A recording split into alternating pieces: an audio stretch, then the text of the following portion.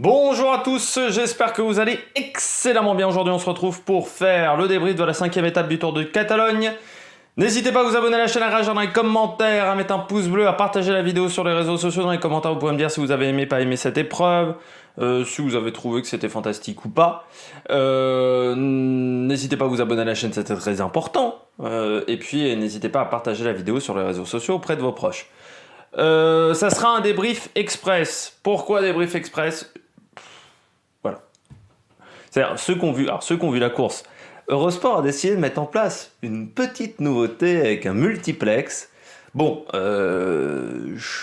on a eu du cul que les deux courses se terminaient pas en même temps, hein. C'est vrai que le Tour de Catalogne a eu la bonne idée de rien faire pendant 180 km. Ce qui fait qu'on a pu vivre l'arrivée du GPE3 parce que normalement les deux courses devaient arriver à des horaires très proches. Je me demande comment ils auraient fait. Du côté de chez Eurosport, je pense que c'était peut-être... Il y aurait peut-être eu l'intelligence de mettre une course sur Eurosport 1 et l'autre course sur Eurosport 2 parce que je suis pas sûr qu'il y avait un truc en direct en plus sur Eurosport 1 au même moment.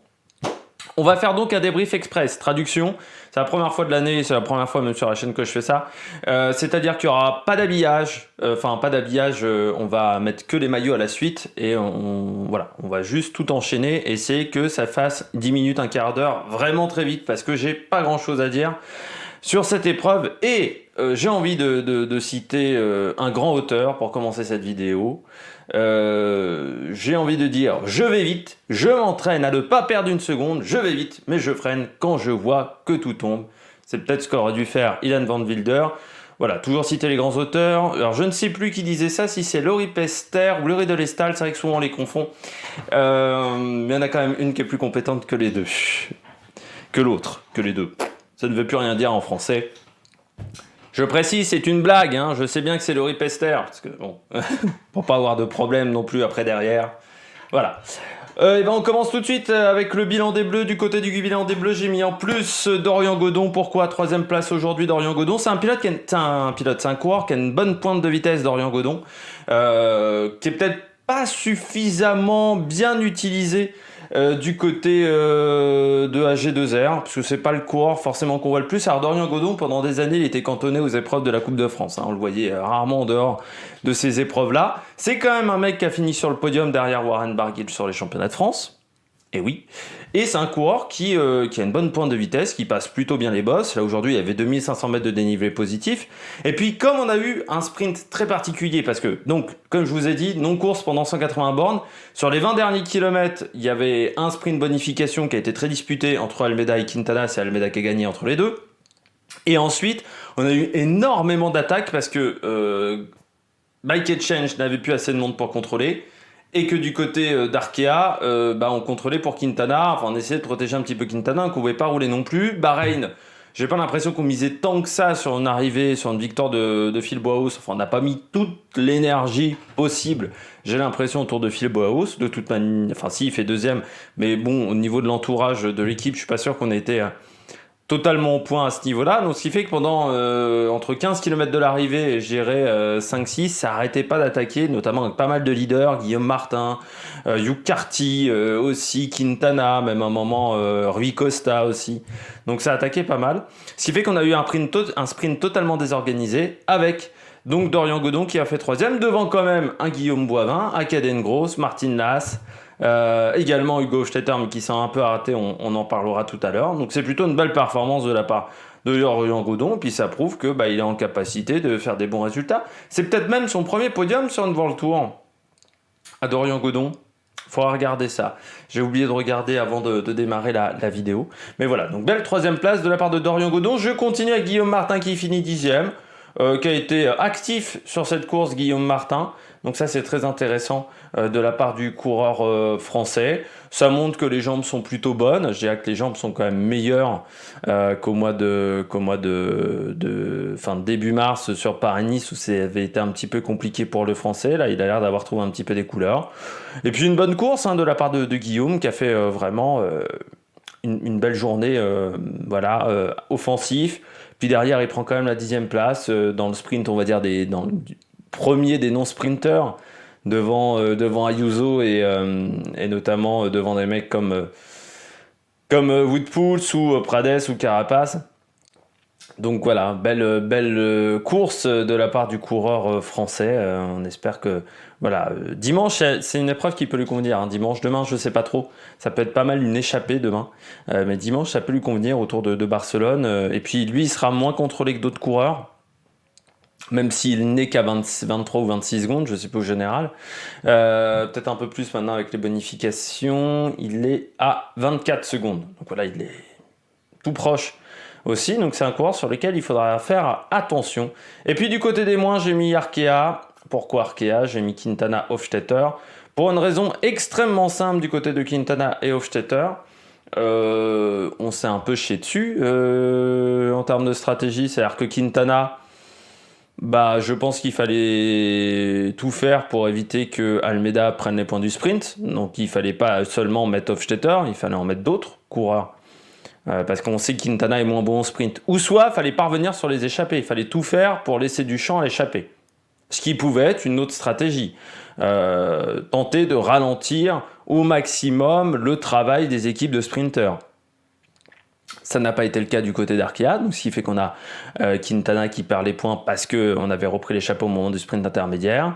Ou soit il fallait laisser partir une grosse échappée, ce qui aurait pu être intéressant. On laissait partir 4, 5, 6, 7 coureurs. Bon, comme ça, on était sûr qu'il y en aurait 3 à ce moment-là de la course. Et puis du côté d'Hofstetter, il s'est retrouvé devant trop tôt. Du côté du sprint, ça arrive souvent. Voilà, il avait un équipier, mais qui a dû faire au moins 400, 500 mètres seul. Et on voit que sur la fin, cet équipier-là, ce poisson pilote, perd de la vitesse.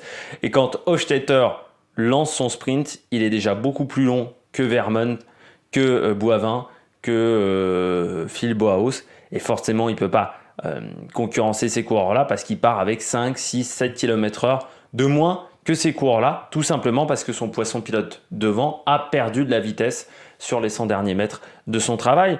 C'est dommage pour du côté d'Hofstetter, mais peut-être aussi un petit peu de fatigue par rapport aux étapes de montagne des derniers jours. Et puis, ça fait quand même encore un top 10 pour Hugo parce qu'il est 9e. Mais c'est vrai que là, c'était un sprint un peu moins réussi aujourd'hui que lors des derniers jours. Je passe au coureur au top, premier coureur au top, Almeida. Pourquoi? Il récupère le maillot de leader. Belle stratégie du côté du AE Team Emirates à l'approche du sprint intermédiaire. Encore une fois, ils ont aussi profité du fait qu'on avait repris l'échappée. Avec Almeida, voilà, qui a pris la seconde de bonification. Ça s'est quand même pas joué à grand chose parce qu'ils ont été surpris, je pense, de ce que faisait Uno X. Mais bon travail également d'Uno X parce que Johannesson n'est qu'à 21 secondes désormais de Almeida. Donc on a quand même un top 10, je dirais un top 9. Parce qu'après Carapaz, Bennett est à 57 secondes, mais voilà, vous avez 9 coureurs qui peuvent encore prétendre à la victoire finale du côté de Barcelone. Donc ça va être très intéressant. Avec un Johannesson donc voilà, qui a repris 3 secondes, ce qui fait que ça a surpris un petit peu UAE Team Emirates, mais heureusement Almeida a fait le job. Derrière Rui Costa, derrière son homologue portugais, son collègue portugais, et donc du côté de Joao, et voilà, la tête du général.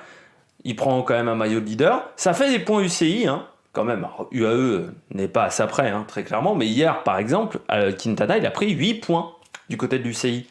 Toujours ce fameux match du côté de l'UCI. Donc, oui, voilà, faut aussi prendre en compte les maillots de leader. Parfois, les maillots des classements annexes sur certaines grosses courses, notamment les grands tours, ça fait des points également à la fin. Donc, c'est important d'être performant parfois également sur les classements annexes. On sait que ça va se jouer sur très peu de points, cette affaire-là.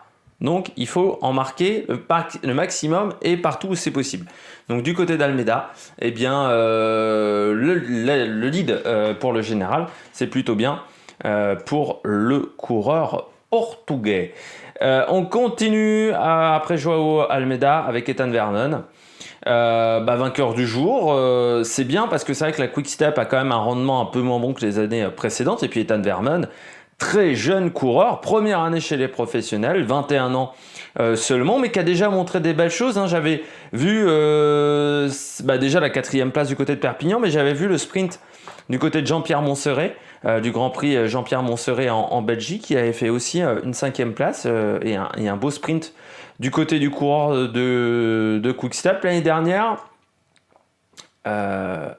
Si j'ai des résultats, il a fini 7e des championnats U23 du contre-la-montre, championnat du monde. Et puis sur le Tour de l'Avenir, il avait remporté l'étape de Bar-le-Duc Provins-Bar-le-Duc. Donc étape, je pense, plutôt de sprint Provins-Bar-le-Duc, ou peut-être un petit peu vallonné, mais pas très difficile. Et puis il avait fait 6e du prologue à Charleville-Mézières et 7e du côté de Soissons.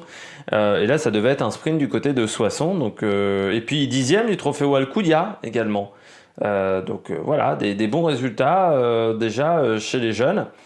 Donc c'est intéressant ça pour le petit coureur Ethan Vernon, un grand gabarit. Et puis la relève du sprint, parce que bon, derrière Cavendish du côté des Britanniques au niveau du sprint, bah voilà, une relève possible avec Ethan Vernon, 21 ans, très prometteur. Alors, vous savez toujours que j'aime pas trop quand on lance des jeunes coureurs trop tôt dans les formations Pro Tour, World Tour. Mais j'ai envie de dire que chez Quick-Step, ils savent plutôt bien gérer la situation avec les jeunes coureurs. On voit déjà, avec quand même Evenepoel, mais bon, Van Wilder, voilà, mais ils commencent quand même à avoir un petit peu une habitude de faire ce genre de choses.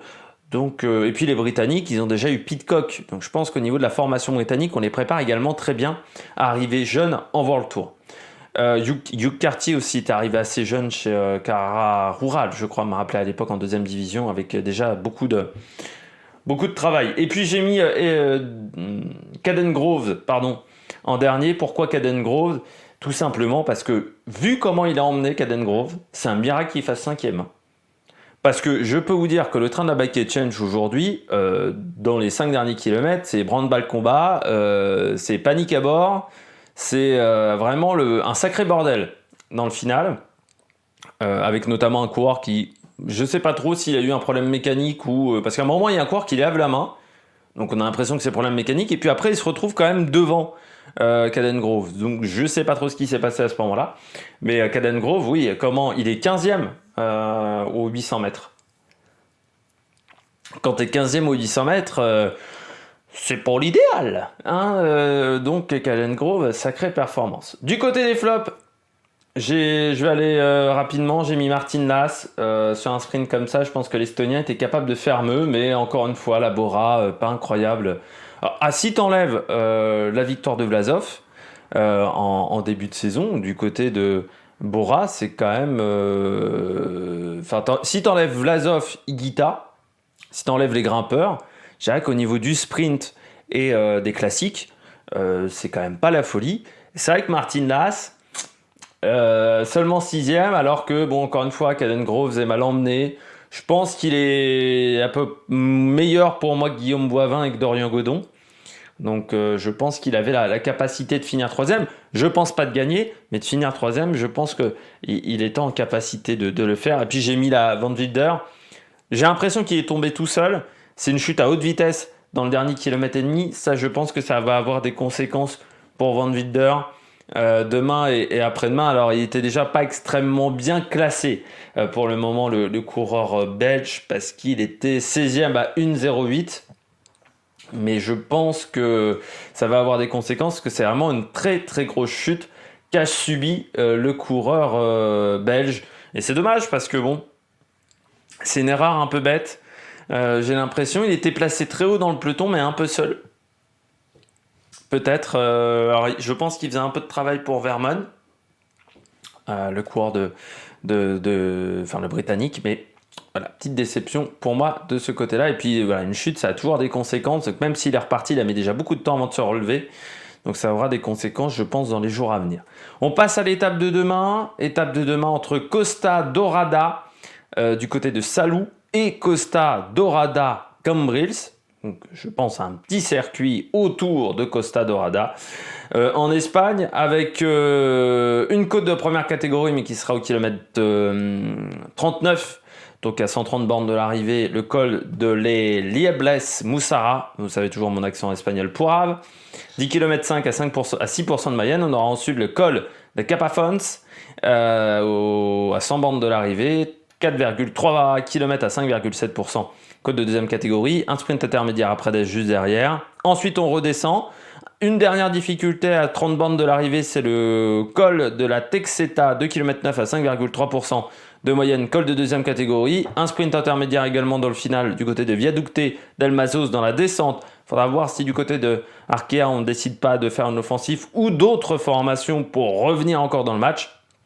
Et puis arriver en descente du côté de Costa Dorada. J'ai du mal à me décider entre sprint ou échappée pour cette journée.